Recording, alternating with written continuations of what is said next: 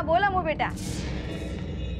आमचं काय चाललंय, तुझ्या दादूंच्या कृपेने पुढे ढकलतोय दिवस.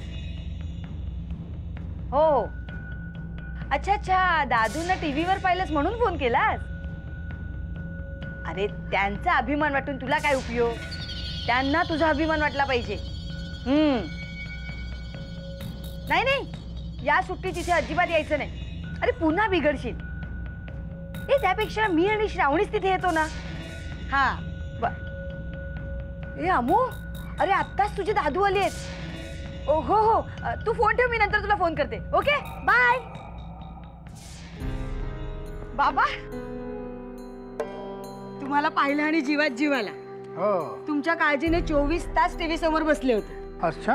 अहो तुम्हाला जिंकल्याचं पाहिलं ना, तेव्हा फक्त पाणी प्यायला उठले तेवढंच. या ना बाबा या.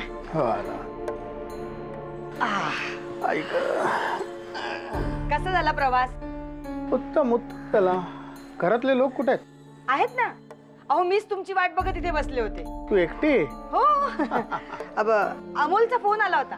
हो का? काय म्हणतोय अमोल, परीक्षा वगैरे झाली की नाही? हो झाली ना. मीच त्याला म्हंटल या सुट्टीमध्ये तूच इथे राहायला ये. बर. दादू तुझी खूप आठवण काढत होत. म्हणजे 4 गोष्टी तुमच्याकडनं शिकता येईल ना. हो बरोबर. बरोबर ना? अगदी बरोबर. त्याने तुम्हाला टीव्हीवर पाहिलं. हो का? हो. त्याच्या हॉस्टेल मधल्या मित्रांना तुमचं बोलणं सुद्धा ऐकवलं. विलाशा, मी जरा थकलोय, जरा विश्रांती घेतो जाऊन. बाबा नाही, अमोल म्हणत होता. म्हणजे खरंच अमोल म्हणत होता, मी नाही. अगं काय म्हणत होता ते तर सांग. हा म्हणजे अमोल म्हणत होता की तुम्ही मुलांची सुटका केली म्हणून शासन तुम्हाला पुरस्कार देणार आहे. आणि हा पुरस्कार राज शिर्केंच्या पुरस्कारापेक्षाही मोठा असणार आहे.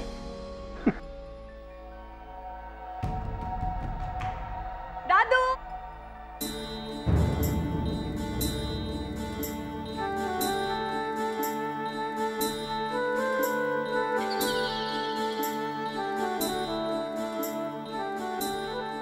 दादू यू आर सिम्पली ग्रेट. खरंच. पण तरीही मी तुमच्यावर रागवले. का बरं?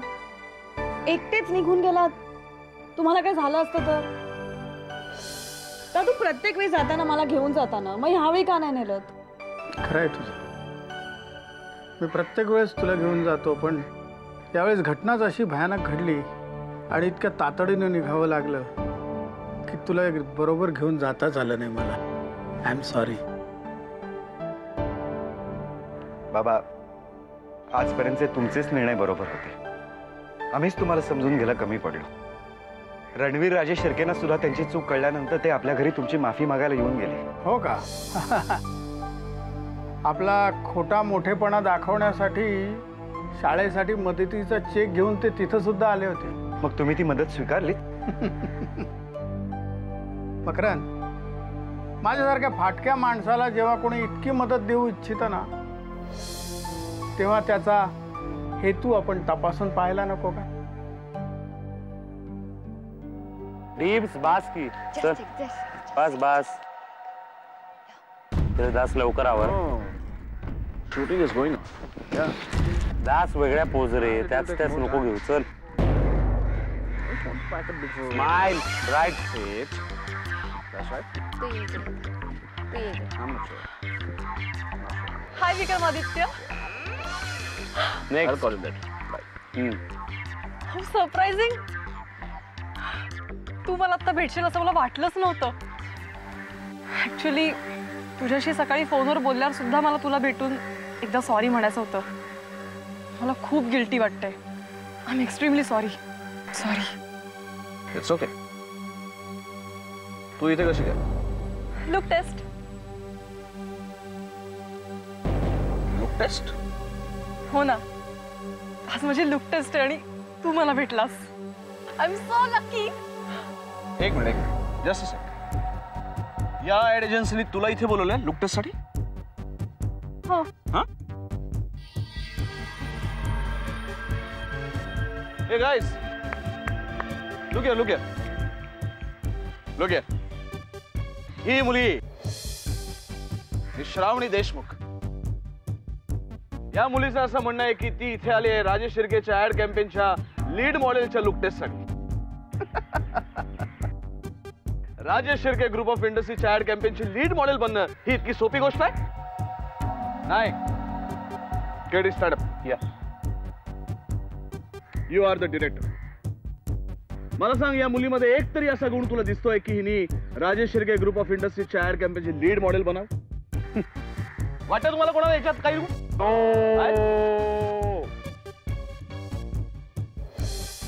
येस आहेत.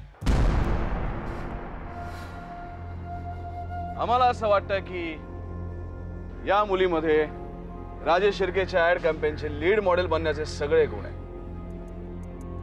हिची कुठल्याही प्रकारे लुक टेस्ट घेतली जाणार नाही, कुठल्याही प्रकारे ऑडिशन घेतली जाणार नाही. लुक टेस्ट आणि ऑडिशन पॅकअप होत रे. पॅकअप. तू राजेश शिर्केच्या ऍड कॅम्पेनसाठी लीड मॉडेल म्हणून सिलेक्ट झाली आहेस हे आम्ही तुला सांगतो.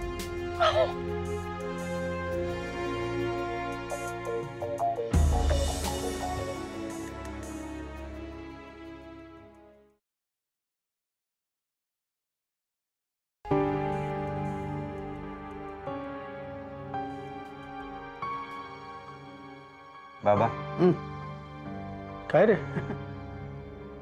तुम्ही अजूनही त्या आश्रमातल्या मुलांचाच विचार करताय? नाही, आश्रमातलं नाही, त्या 3 बुरखाधारी तरुणांचा विचार करतोय ज्याला सगळेजण टेररिस्ट म्हणतात. बाबा, पण तुम्ही आतमध्ये गेल्यावर नक्की काय घडलं होतं? कारण तुम्ही पत्रकारांशी काहीच बोललेला नाही आहात. अरे, पत्रकारांना मला जे सांगायचं होतं ते ऐकण्याची त्यांची इच्छा नव्हती. त्यांना काहीतरी चमचमीत असं स्फोटक हवं होतं की जे माझ्याकडे अजिबात नव्हतं. आणि मी जेव्हा आत गेलो ना, तेव्हा त्या मुलांच्या डोळ्यात मी जी निष्पापता, निरागसता पाहिली, त्यावरून माझी खात्री झाली की मी या मुलांशी संवाद करू शकतो, त्यांना बदलवू शकतो, त्यांना काहीतरी मी सांगू शकतो. तुम्ही आतमध्ये गेलात त्यानंतर मी गोळ्यांचा आवाज ऐकला होता. हो, माझ्या डोळ्यात मरणाचं भय पाहण्यासाठी त्यांनी गोळ्या झाडल्या. पण जेव्हा मी घाबरलेलो नाही असं त्यांना दिसलं,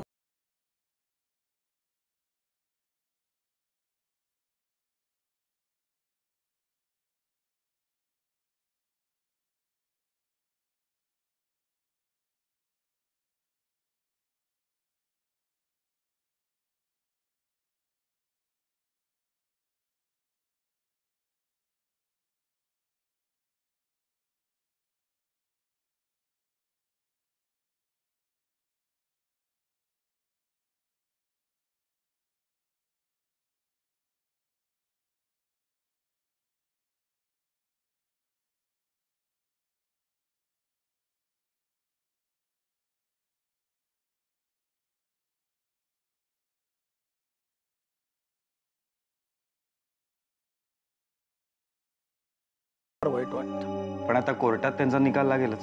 हा, निकाल लागेल, न्याय मिळेल याची शाश्वती नाही.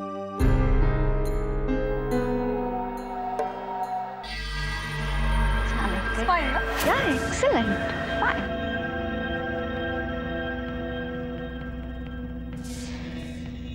Excuse me, sir.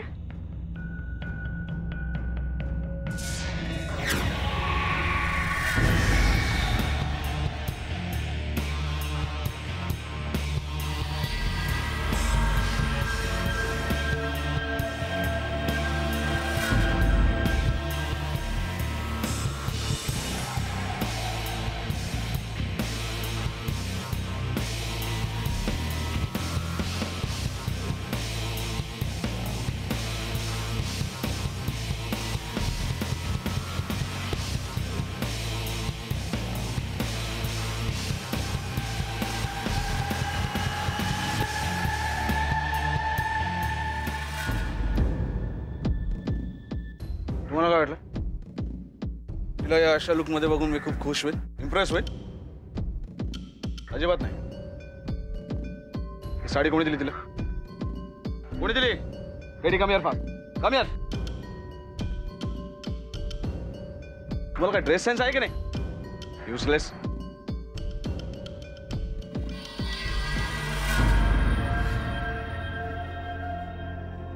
एवढ्या सुंदर मुलीला तुम्ही असं घरगुती बाईसारखं प्रेझेंट करणार? हा? सर पण तुम्हीच म्हणाला होता ना की ऍड कॉन्सेप्ट नुसार आपली लीड मॉडेल आधुनिकतेबरोबर पारंपरिक दिसायला हवी सर. मग आता आम्हीच सांगतोय ती कॉन्सेप्ट बदला. राजेश शिर्केच्या लीड मॉडेलला जो कॉस्ट्युम सूट होईल तशी कॉन्सेप्ट ठरवा. अर्थात श्रावणीची काही हरकत नसेल तर. नाही, माझी काहीच हरकत नाहीये. तुम्ही म्हणाल तसं. गुड. आता आम्ही तुम्हाला सांगतो राजेश शिर्केची लीड मॉडेल कुठल्या ड्रेसमध्ये जास्त चांगली दिसते. Get all the costumes here right now. Fast.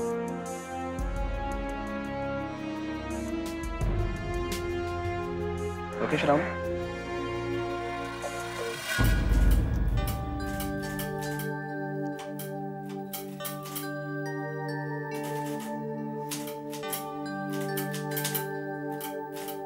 दादू,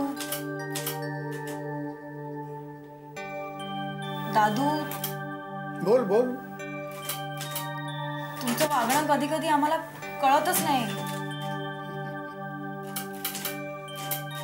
हो म्हणजे ते तुम्हाला पर्सनल मदत थोडीच करत होते.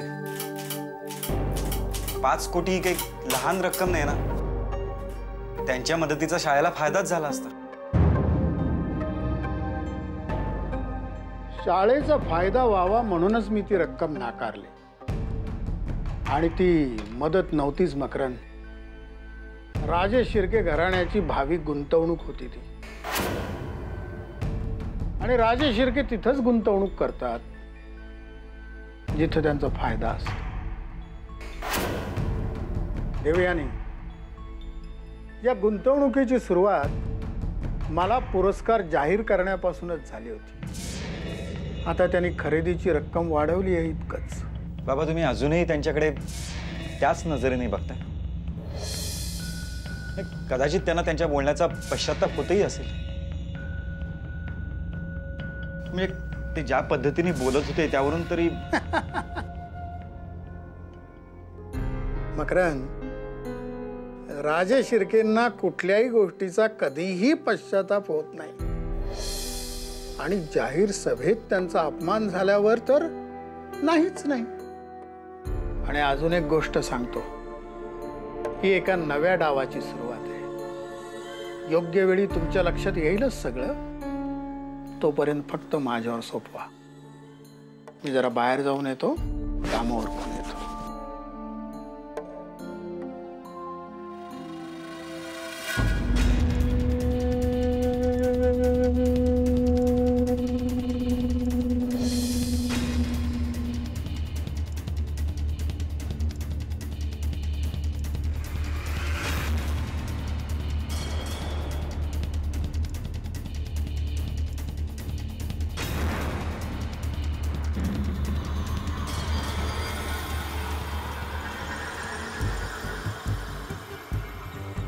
दे तिला. सर हे ट्रान्सपरंट नाही वाटणार. जेवढं आम्ही सांगतो तेवढं फक्त करा. दे तिला.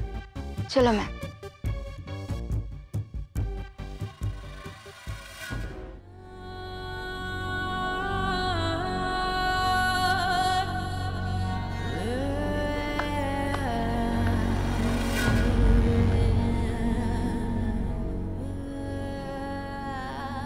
That's like a perfect Rajesh Shirke model.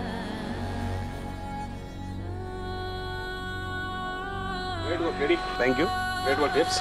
Thank you. Let's start the shoot. Yeah, sure. चले Das ready.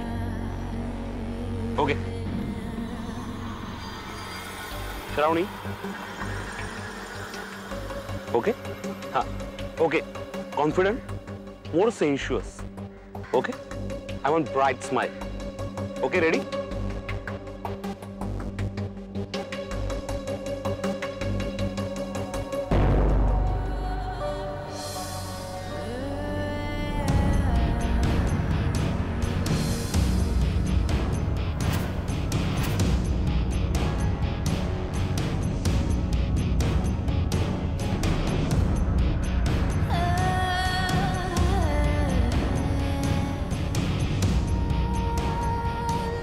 Got it.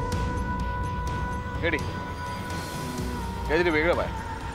Something new, something different. Okay boss. ए तिकडे जा.